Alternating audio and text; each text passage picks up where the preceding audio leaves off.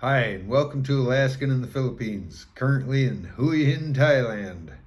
Oh, before I get started, I'd like to thank you guys that gave me super thanks. Very, very generous of you guys. Wonderwall, Tom, and Bryce. Thank you very much supporting the channel. At this rate, I'll be able to afford to take out a girlfriend here pretty more often, maybe. Yeah, thanks a bunch. I sure do appreciate it. And those of you that like, share, and subscribe too, I do appreciate you guys. That's supporting the channel too. I sure do appreciate all you guys tuning in every day. Today I thought I'd talk a little bit more about the loneliness factor in once you move to Asia, That's something a lot of you guys ain't expecting, You see all these cool videos on Pattaya and all the wild times and chicks and girls. You're never going to be lonely. Everybody, it's all crowded and everything, And that is the case, and if that's where you're living in, yeah, But you're gonna become periods where if you're not in those bar scenes and the street scenes like you see on YouTube and all that, you're in a neighborhood, it's probably quiet, or there's some traffic, there's people, it can be crowded, but you still don't, the people ain't speaking your language, majority of them too. And then a lot of the people there aren't speaking either, so they're around here especially, even though it's unfortunate to have a lot of Europeans and stuff, because a lot of them do speak English, although there's about half of them that don't. I would say, like the Russians and the Ukrainians and stuff, or other Italians and stuff, they don't speak much English. A lot of them don't too. So it can be quite lonely, and it can turn into, you've left everyone you've known.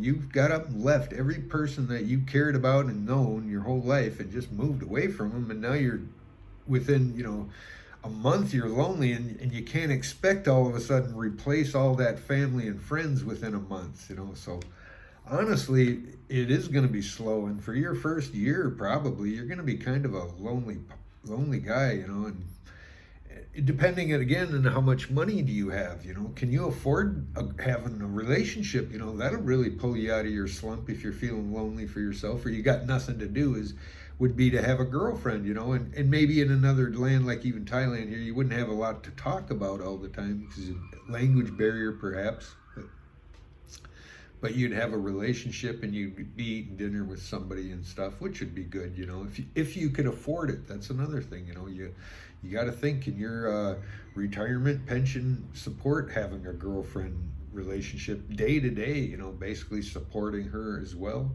and dinner, and being able to impress her and take her out, and maybe travel, can you afford to do that? So that those things, having that money, that'll extra money to slosh around like that'll really increase your things to do, and it'll boost your keep your loneliness factor under control. And then you're going to have someone to do it with, And for those that actually get, I feel sorry for the guys that travel a lot. They've traveled, they've hit all, Asia, every spot, Vietnam, Cambodia, Thailand, the Philippines, all the islands, did all the hopping, all the big main tourist places, Koh Samui, and all the big places in Thailand, Pattaya. And then you're trying to expect where you're going to settle down. And I think that would make it really hard. It would be. You'd be like, wow. Well, actually, it could make it real easy for you too, I've actually, like I said, I've talked to many world travelers now, and I always ask them, where's the best place? And they all say here so far, although there's cheaper places, and I'm starting to hear great things about Mexico area and down in South America. There's a lot of people saying those are really cheaper and nicer, some people. So, do your research. Where would you be happy, and where you can afford to live, and you're, comfortable on what you have saved and what you have coming in. So that's things you really got to consider. And another thing, like I say, if you're traveling and hitting all these different countries, it's really going to be hard to to actually stay in one, because you're so used to just getting up when, I don't like it.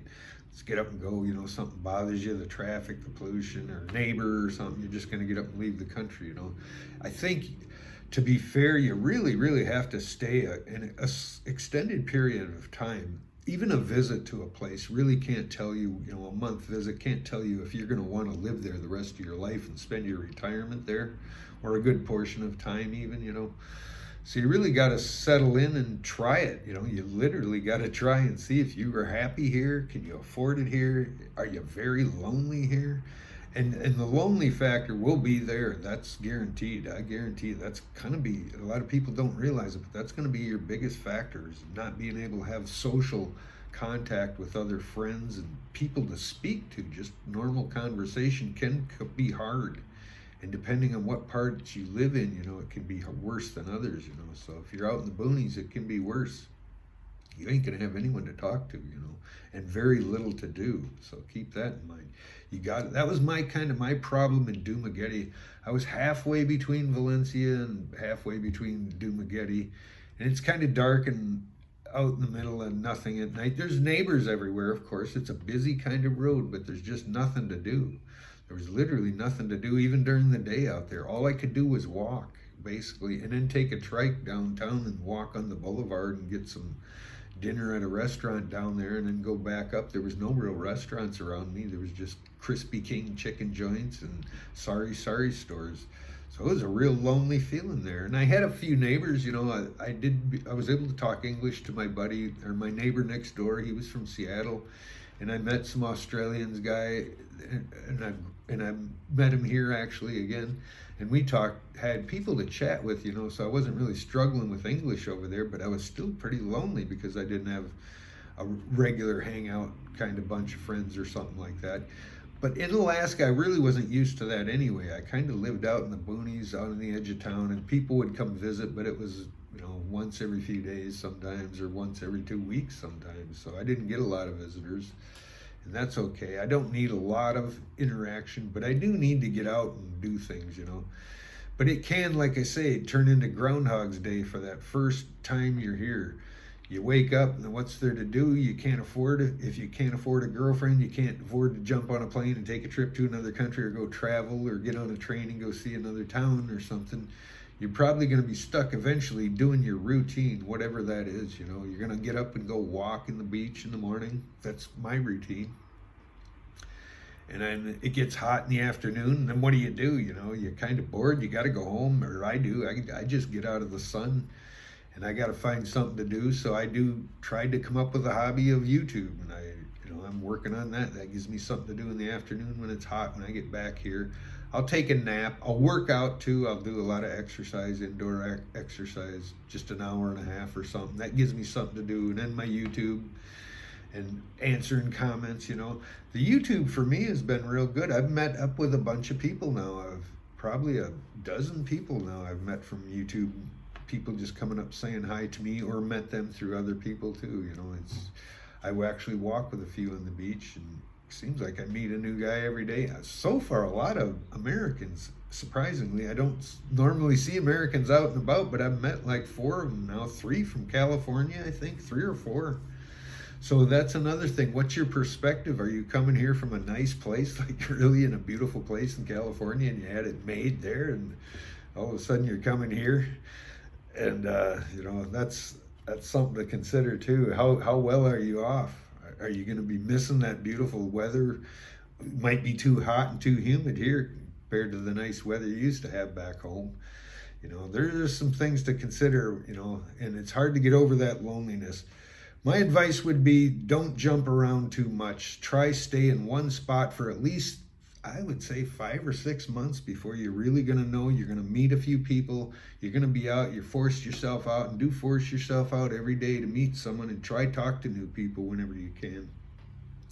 And by 6 months, you'll probably know that if you're going to meet people, it'll totally change your outlook on life when you have a bunch of friends and people to share it with. If you're home and then just doing your Groundhog Day routine, and that's what you will be doing for a while, unless you actually have friends here when you come. You're going to be in a Groundhog Day situation, or every day you're going to do the same thing.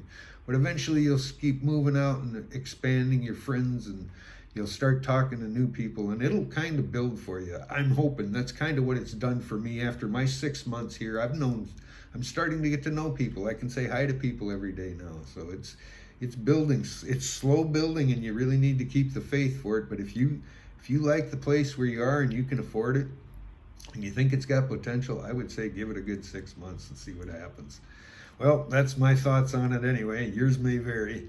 Be sure to like, share, and subscribe. Thanks again for the super thanks, and we'll see you in the next one. Bye.